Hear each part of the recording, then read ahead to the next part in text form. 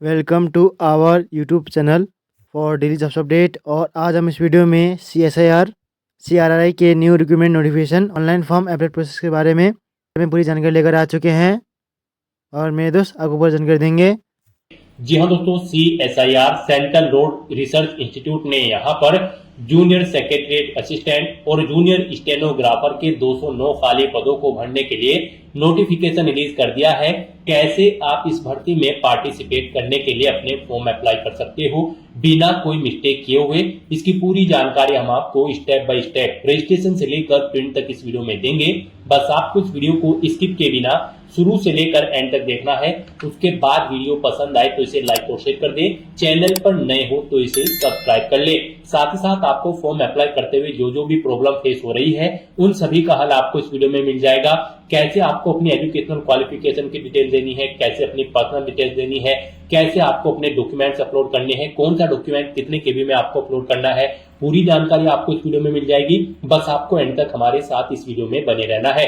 तो बिना कोई वक्त गंवाए चलिए शुरू करते हैं। आपको इस वीडियो के डिस्क्रिप्शन बॉक्स में हमारी वेबसाइट पेज का लिंक मिल जाएगा। यहाँ पर आपको इस भर्ती के रिगार्डिंग सभी डिटेल्स प्रोवाइड कर दी गई है। यहाँ पर CSIR central road research institute CRRI ने जूनियर सेक्रेटरीट असिस्टेंट और जूनियर स्टेनोग्राफर के 209 खाली पदों को भरने के लिए नोटिफिकेशन रिलीज कर दिया है। आप 21 अप्रैल 2025 तक अपने फॉर्म अप्लाई कर सकते हो। यहाँ पर ऑल इंडिया से 10वीं 12वीं पास कैंडिडेट अप्लाई कर सकते हैं।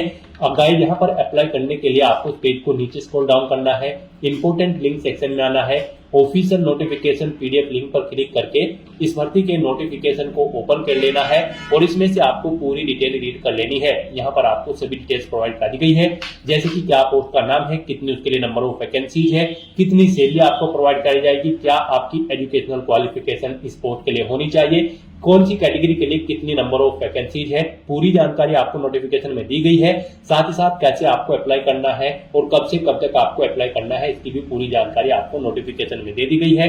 आप सभी डिटेल्स यहाँ से रीड आउट करें, उसके बाद आप अपने फॉर्म अप्लाई कर लें। फॉर्म अप्लाई करने के लिए भी आपको हमारी वेबसाइट के इसी पेज पर ही अप्लाई ऑनलाइन का लिंक दिया गया है। जैसे ही आप इस लिंक पर क्लिक करेंगे तो आपके सामने यहाँ पर CRRI का ये ऑफिशियल पोर्टल ओपन होगा।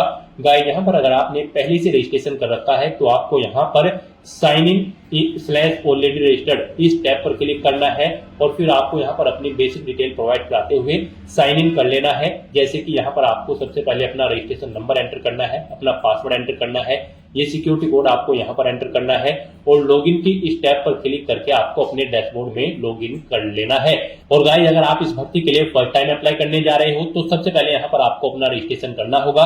उसके लिए आपको न्यू रजिस्ट्रेशन की टैब दी गई है, आप इस पर क्लिक करें, अपनी बेसिक डिटेल्स प्रोवाइड कराते हुए अपना रजिस्ट्रेशन यहाँ पर कंप्लीट कर ले। यहाँ पर रजिस्ट्रेशन करने से पहले आपको कुछ जनरल इंस्ट्रक्शन दिए गए हैं, यहाँ पर आपको सभी डिटेल्स रीड आउट कर लेनी है। पूरी जानकारी आपको दी गई है, कैसे आप अप्लाई कर सकते हो, कितना फीस चार्ज है, क्या क्या डॉक्यूमेंट्स रिक्वायर्ड है, कितने केबी में कौन सा डॉक्यूमेंट अपलोड होगा, पूरी जानकारी आपको यहाँ पर दी गई है। आप इन्हें रीड करें, इस चेकबॉक्स को ओके करें, उसके बाद यहाँ पर आप स्टार्ट एप्लीकेशन फॉर्म की स्टेप पर क्लिक कर दें। उसके बाद यहाँ पर आपके सामने कुछ इस तरह से इंटरफेस ओपन होगा। गाइस, यहाँ पर आपको अपना मोबाइल नंबर एंटर करना है, उसके बाद आपको यहाँ पर सेंड OTP की स्टेप पर क्लिक करना है और उसके बाद आपके मोबाइल नंबर पर एक OTP आएगा। वो OTP आपको यहाँ पर एंटर करके अपना मोबाइल नंबर वेरीफाई कर लेना है। उसके बाद आपको अपनी ईमेल आईडी एंटर करनी है, फिर आपको सेंड OTP ऑप्शन पर क्लिक करना है। उसके बाद आपकी ईमेल आईडी पर एक OTP आएगा, वो OTP भी आपको यहाँ पर एंटर करके अपनी ईमेल आईडी को भी वेरीफाई कर लेना है। यहाँ पर अपने OTP एंटर करने के बाद आपको सबमिट बटन पर क्लिक करना है और अपने मोबाइल नंबर और ईमेल आईडी को यहाँ पर आपको वेरीफाई कर लेना है। उसके बाद गाइस, यहाँ पर आपको स्टार्ट एप्लीकेशन फॉर्म इस बटन पर क्लिक करना है। उसके बाद यहाँ पर आपके सामने कुछ इस तरह से इंटरफेस ओपन होगा। अब यहाँ पर आपको अपनी बेसिक डिटेल्स प्रोवाइड कराते हुए अपना रजिस्ट्रेशन करना है, अपनी पर्सनल डिटेल देनी है। सबसे पहले यहाँ पर आपको अपना नाम एंटर करना है, फुल नेम यहाँ पर आपको एंटर करना है। उसके बाद आपको अपने फादर का नाम एंटर करना है, फिर आपको अपनी मदर का नेम एंटर करना है। नेक्स्ट यहाँ पर आपको अपना जेंडर सिलेक्ट कर लेना है, मेल या फिर फीमेल। उसके बाद यहाँ पर आपको अपना मैरिटल स्टेटस सिलेक्ट कर लेना है, आप मैरिड हो या फिर सिंगल। फिर यहाँ पर आप पोस्ट का नाम सिलेक्ट करें जिस पोस्ट के लिए आप अप्लाई करना चाहते हैं, जूनियर सेक्रेटरीट असिस्टेंट या फिर जूनियर स्टेनोग्राफर। आप अपनी चॉइस के अकॉर्डिंग यहाँ पर पोस्ट सिलेक्ट करें। फिर यहाँ पर आपको पोस्ट कोड शो कर दिया जाएगा आपकी पोस्ट के अकॉर्डिंग। उसके बाद यहाँ पर आपको अपना मोबाइल नंबर एक बार फिर से एंटर करना है। आपकी ईमेल आईडी यहाँ पर आपको शो होगी। उसके बाद आपको यही ईमेल आईडी एक बार फिर से एंटर करके इसे कंफर्म कर लेना है। पेज को नीचे स्क्रॉल डाउन करना है। फिर यहाँ पर आपको अपना आधार नंबर एंटर करना है। उसके बाद उसको एक बार फिर से एंटर करके कंफर्म कर लेना है। फिर यहाँ पर आपको अपनी नेशनलिटी सिलेक्ट कर लेनी है, अपनी कैटेगरी यहाँ पर आपको सिलेक्ट कर लेनी है। उसके बाद यहाँ पर आपको, अगर आप रिजर्व कैटेगरी से बिलोंग करते हो तो फिर यहाँ पर आप अपनी उपजाति या फिर समुदाय का नाम भी एंटर कर सकते हो, यानी कि सब कास्ट एंटर कर सकते हो। उसके बाद यहाँ पर आपको अपना रिलीजन एंटर करना है। फिर यहाँ पर आपसे पूछा गया कि क्या आप सरकारी या फिर CSIR के कर्मचारी हैं। अगर हैं तो यहाँ पर आप CSIR एम्प्लॉय करें सिलेक्ट। अगर सेंट्रल के सर्विसमैन है, अगर सेंट्रल ऑप्शन सिलेक्ट करें। स्टेट गवर्नमेंट के कर्मचारी हैं तो स्टेट गवर्नमेंट यहाँ पर आप ऑप्शन सिलेक्ट कर लें। अगर नहीं है तो यहाँ पर आपको नो ऑप्शन सिलेक्ट करना है। उसके बाद आपको इस पेज को नीचे स्क्रॉल डाउन करना है। फिर आपसे पूछा गया कि क्या आपके रिश्तेदार या फिर सगे संबंधी CSIR में काम करते हैं। अगर करते हैं तो यस करें। और फिर यहाँ पर आपको कुछ डिटेल देनी होगी, जैसे कि विभागीय संबंधित व्यक्ति का नाम, प्रयोगशाला संस्थान का नाम, पद नाम, आपका उनसे क्या संबंध है वो आपको यहाँ पर देना है। और अगर नहीं करते हैं आपके रिश्तेदार यहाँ पर काम CSIR में तो आपको सिंपली नो ऑप्शन सिलेक्ट करना है। फिर आपसे पूछा गया है कि क्या आप PWBD कैंडिडेट हैं। अगर है तो आप यस ऑप्शन सिलेक्ट करें। और फिर अपनी श्रेणी विकलांग का यहाँ पर कैटेगरी सिलेक्ट करें। क्या आपको सब्सक्राइब की आवश्यकता है वो बताएं। उसके बाद अगर आप PWBD कैंडिडेट नहीं है तो आपको नो ऑप्शन सिलेक्ट करना है। फिर आपसे पूछा गया कि क्या आप भूतपूर्व सैनिक हैं। अगर हैं तो आप यस ऑप्शन सिलेक्ट करें। और फिर यहाँ पर आप कार्यभार ग्रहण करने की तिथि सेलेक्ट करें, कार्य मुक्त होने की तिथि सिलेक्ट करें। और अगर नहीं है तो यहाँ पर आपको सिंपली नो ऑप्शन सिलेक्ट करना है। फिर यहाँ पर आपको अपनी डेट ऑफ बर्थ सिलेक्ट करनी है। यहाँ पर आपकी डेट ऑफ बर्थ आपकी 10वीं क्लास की मार्कशीट के अकॉर्डिंग या फिर आपके बर्थ सर्टिफिकेट के अकॉर्डिंग होनी चाहिए। आयु की गणना आपकी 21/4/2025 से की जाएगी। फिर यहाँ पर आपको अपना cadre lab institute preference select करनी है। यहाँ पर आप सबसे पहले अपना कैडरे सिलेक्ट करें। यहाँ पर आप जिस कैडरे में जॉब करना चाहते हैं अपनी चॉइस के अकॉर्डिंग यहाँ पर आप कैडरे सिलेक्ट करें। उसके बाद यहाँ पर आपको लैब सिलेक्ट करनी है, किस लैब को आप प्रेफरेंस देना चाहते हैं फर्स्ट नंबर पर। यहाँ पर आप अपने अकॉर्डिंग ऑप्शन सिलेक्ट करें।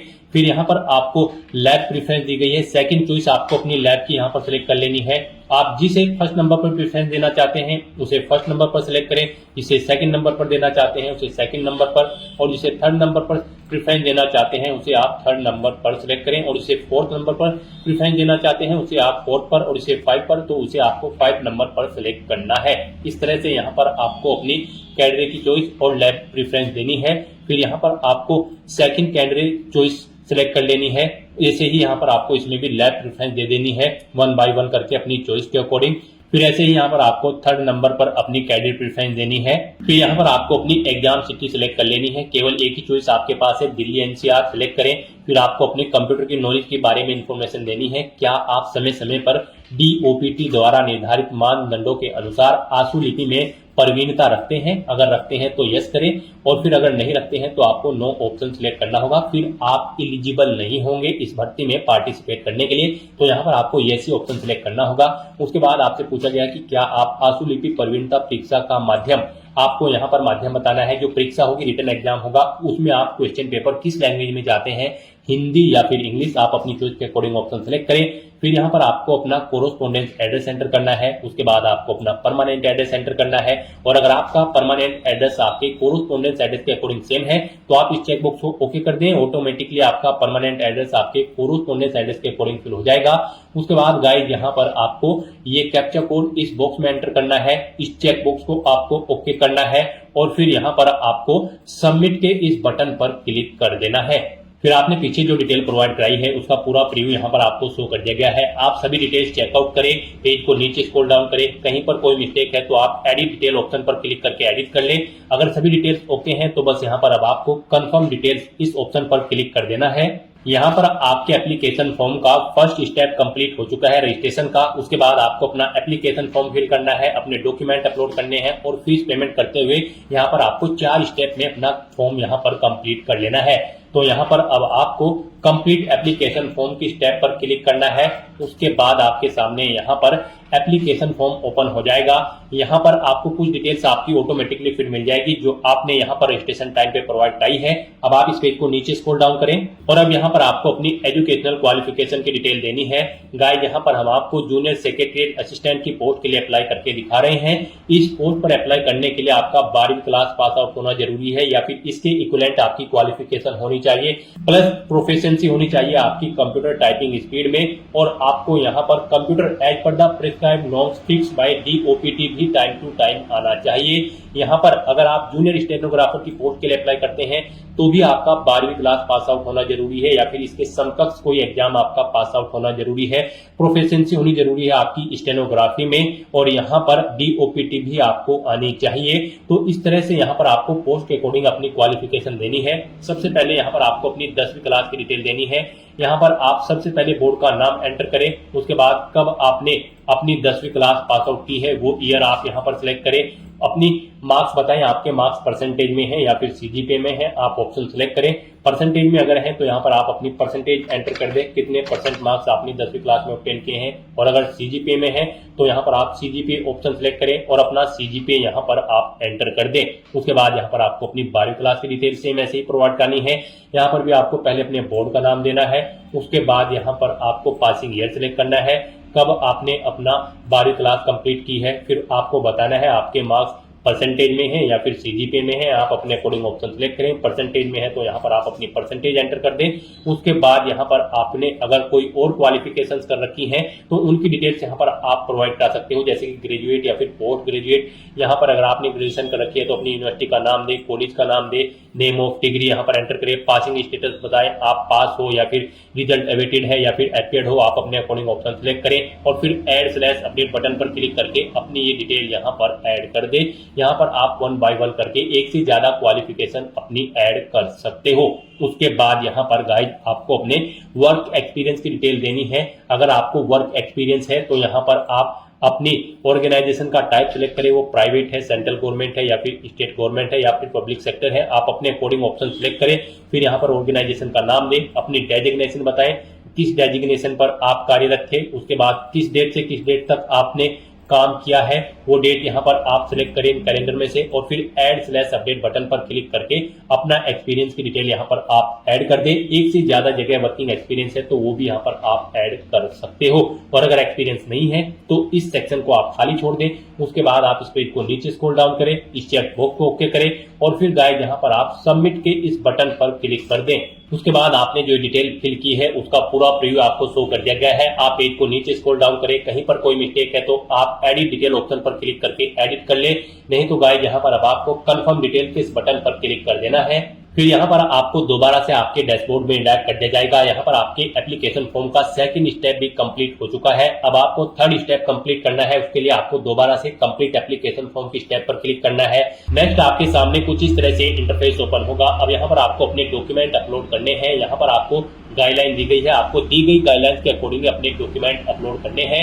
गाइस यहाँ पर आपको अपना फोटो, सिग्नेचर, कास्ट सर्टिफिकेट, 10वीं 12वीं के सर्टिफिकेट और मार्कशीट अपलोड करने हैं। इनके लिए आपको गाइडलाइन दी गई है, इसी गाइडलाइन के अंतर्गत आपको अपने डॉक्यूमेंट अपलोड करने हैं, अदरवाइज आपका एप्लीकेशन फॉर्म यहाँ पर रिजेक्ट हो सकता है। यहाँ पर आपका फोटो JPG फॉर्मेट में होना चाहिए, 10 से 200 KB के बीच में होना चाहिए, 3.5 सेंटीमीटर इंटू 4 सेंटीमीटर उसका साइज होना चाहिए। सिग्नेचर आपके 4 KB से 30 KB के बीच में होने चाहिए, उनका साइज 3.5 सेंटीमीटर इंटू 1.5 सेंटीमीटर होना चाहिए। और बाकी के जो डॉक्यूमेंट है आपके यहाँ पर PDF फॉर्मेट में होने चाहिए और 10 KB से 500 KB के बीच में उनका साइज होना चाहिए। तो यहाँ पर आपको सबसे पहले सिलेक्ट करना है आप किस डॉक्यूमेंट को अपलोड करना चाहते हैं। जैसे कि अगर आप फोटो सिलेक्ट करते हो, फिर यहाँ पर आपको चूज फाइल बटन पर क्लिक करना है, फाइल को सिलेक्ट कर लेना है और उसके बाद आपको अपलोड बटन पर क्लिक करके अपने ये डॉक्यूमेंट को 1 बाय 1 करके अपलोड कर देना है। उसके बाद आप व्यू के लिंक पर क्लिक करके अपने सभी डॉक्यूमेंट्स यहाँ पर व्यू कर सकते हो। डिलीट करना चाहते हो तो आप डिलीट कर सकते हो। यहाँ पर फोटो अपलोड करने के बाद आपको अपना सिग्नेचर अपलोड करना है। आप सिग्नेचर ऑप्शन सिलेक्ट करें, उसके बाद चूज फाइल बटन पर क्लिक करें, अपने सिग्नेचर यहाँ पर आप सिलेक्ट करें और उसके बाद आप अपलोड बटन पर क्लिक करके उन्हें भी यहाँ पर अपलोड कर दें। इस तरह से आपको 1 बाय 1 करके अपने इन सभी डॉक्यूमेंट्स को अपलोड कर देना है। इस तरह से अपने सभी डॉक्यूमेंट्स अपलोड करने के बाद आपको इस चेकबॉक्स को ओके करना है और फिर गाइस यहाँ पर आपको सबमिट के इस बटन पर क्लिक कर देना है। नेक्स्ट आपके सामने कुछ इस तरह से इंटरफेस ओपन होगा। यहाँ पर आपको फीस के इंटरफेस पर डायरेक्ट किया गया है। गाइस यहाँ पर अगर आप रिजर्व कैटेगरी से बिलोंग करते हो तो आपको फीस जमा नहीं करानी है, और अगर आप अनरिजर्व, ओबीसी या फिर ईडब्ल्यूएस कैंडिडेट है तो आपको फीस पेमेंट के रूप में 500 रुपए जमा कराने होंगे, जो कि आप ऑनलाइन मोड में डेबिट कार्ड, क्रेडिट कार्ड या फिर नेट बैंकिंग के थ्रू फीस पेमेंट कर सकते हो, या फिर यूपीआई के थ्रू भी आप फीस पेमेंट कर सकते हो। तो यहाँ पर अगर आप फीस के क्राइटेरिया के अंतर्गत नहीं आते हो तो यहाँ पर अब आपको प्रीव्यू फॉर्म के इस ऑप्शन पर क्लिक करके अपने एप्लीकेशन फॉर्म का प्रीव्यू चेकआउट कर लेना है, और उसके बाद गाइस यहाँ पर आपको click here to submit application इस ऑप्शन पर क्लिक कर देना है। इस तरह से यहाँ पर आपका एप्लीकेशन फॉर्म सक्सेसफुली सबमिट हो चुका है। आप डाउनलोड के बटन पर क्लिक करके अपने एप्लीकेशन फॉर्म का एक हार्ड कॉपी प्रिंट आउट ले ले, फ्यूचर यूज के लिए, फ्यूचर रेफरेंस के लिए। फिर गाइस आप अपने डैशबोर्ड में आकर चेकआउट कर सकते हो। आपका एप्लीकेशन फॉर्म के सभी स्टेप यहाँ पर कंप्लीट हो चुके हैं। डैशबोर्ड में लॉगिन करने के लिए आपको आपका रजिस्ट्रेशन नंबर और पासवर्ड आपकी रजिस्टर्ड ईमेल आईडी पर सबमिट किया गया होगा। उसका यूज करते हुए आप अपने डैशबोर्ड में लॉगिन कर ले और यहाँ से आप चेकआउट कर ले कि आपका एप्लीकेशन फॉर्म सक्सेसफुली सबमिट हो चुका है, सभी स्टेप कंप्लीट हो चुके हैं। तो दोस्तों ऐसे आप CSIR central road research institute junior secretariat assistant और जूनियर स्टेनोग्राफर की पोस्ट के लिए अपने फॉर्म अप्लाई कर सकते हो बिना कोई मिस्टेक किए हुए। आज की इस वीडियो में बस इतना ही। आई होप ये वीडियो आपको पसंद आई होगी। अगर पसंद आई हो तो इसे लाइक और शेयर करें, चैनल पर नए हो तो इसे सब्सक्राइब कर लें। Thanks for watching.